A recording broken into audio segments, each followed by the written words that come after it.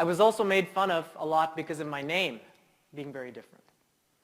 And my first name is Sumi, and Sumi is, an unusual name for Plymouth, Minnesota, in the 80s and 90s. And the name Sumi is a name that, my parents picked out that comes from India, where my parents grew up. And the name Sumi means someone who is a very, very good friend.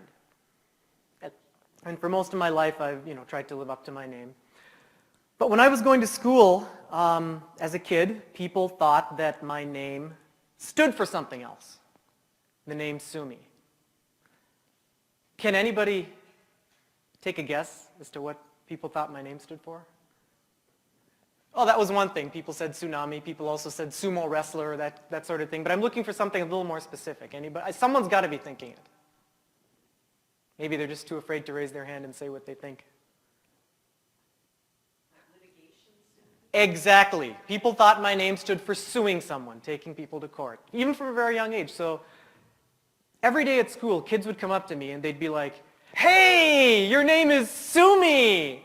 Don't sue me, Sumi." And it was just the funniest thing in the world for people. And everybody would say this to me every day of my life. And each new person that would walk up and say it somehow thought that they were the one that had created this brilliant little one-liner.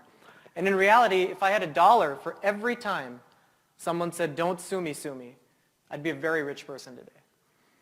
And this happened throughout school, and pretty soon my first name became, a source of incredible entertainment to everybody. I'd be walking down the hallway, people would be singing songs with my name in it, and shouting out my name, and "Sumi, Sumi, Sumi, there's the kid that's going to sue everybody, don't sue me, Sumi, don't sue me, Sumi." I heard it all the time.